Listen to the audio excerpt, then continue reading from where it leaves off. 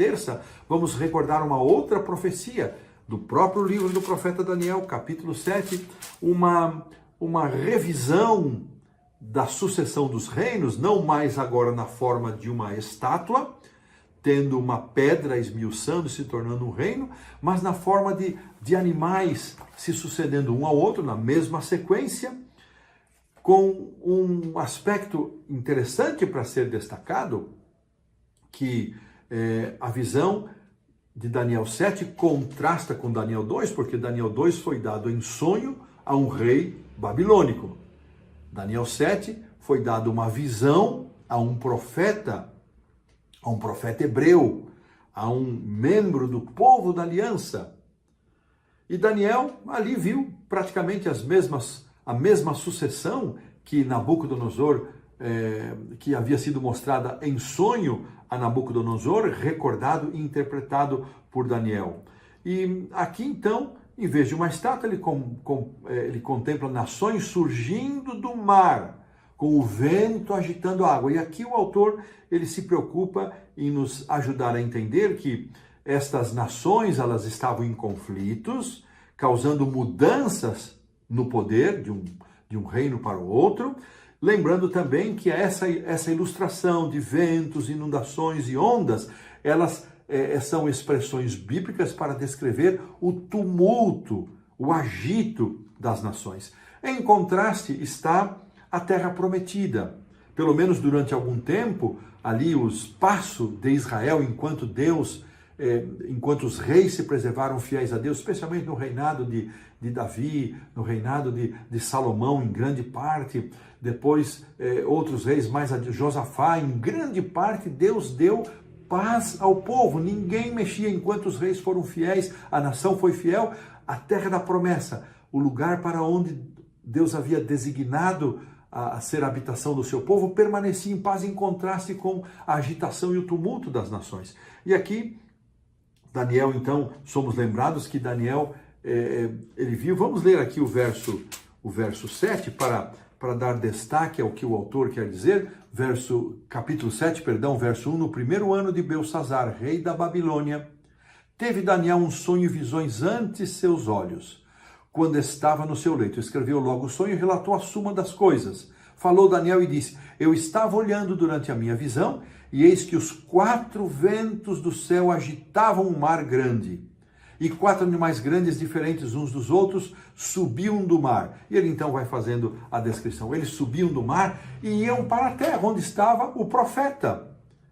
E aqui é interessante notar, irmãos, que o autor comentando abaixo da pergunta 3, ele diz que de repente esses animais, eles saíam do mar, eles surgiam do mar, mas subiam para a terra, para o seu território. Os problemas dos gentios, o problema das nações gentílicas, agora havia se tornado um problema para o povo de Deus. O povo de Deus quis viver como um gentio e agora ele passou a ser controlado pelos gentios e ter os mesmos problemas que tinham os gentios. Começando com a dominação babilônica, reinos foram se sucedendo e nunca mais o povo de Israel, como povo de Deus, ele experimentou e desfrutou de autonomia e paz duradoura. E essa perda da autonomia, ela vai durar até o fim. E uma diferença quando Cristo for restaurado como o verdadeiro rei de Israel. E uma diferença entre as duas profecias.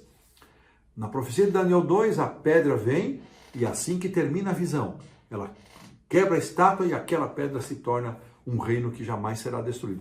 Na visão que Daniel teve, em contraste com o sonho de Nabucodonosor, a diferença está aqui, verso 13 do capítulo 7. Produção, põe aí para nós. Eu estava olhando nas minhas visões da noite, e eis que vinha um com as nuvens do céu, um como o filho do homem, e dirigiu-se ao ancião de dias e os fizeram chegar até ele. Foi-lhe dado, verso 14, domínio, glória e o reino, para que os povos das nações, os homens de todas as línguas, o servissem. O seu domínio, assim como a pedra, é um domínio eterno que não passará e o seu reino jamais será destruído. Se em Daniel 2 nós temos o encerramento do sonho com o reino, aqui em Daniel 7, o encerramento da visão de Daniel é o surgimento do Filho do Homem, é a restauração, a reentronização do Senhor Jesus Cristo. Ele recebe esse reino e ele vai dominar, é reino eterno que jamais será destruído. Sabe, irmãos, a nossa esperança está exatamente aqui na pessoa do Senhor Jesus Cristo. Ele é o nosso rei.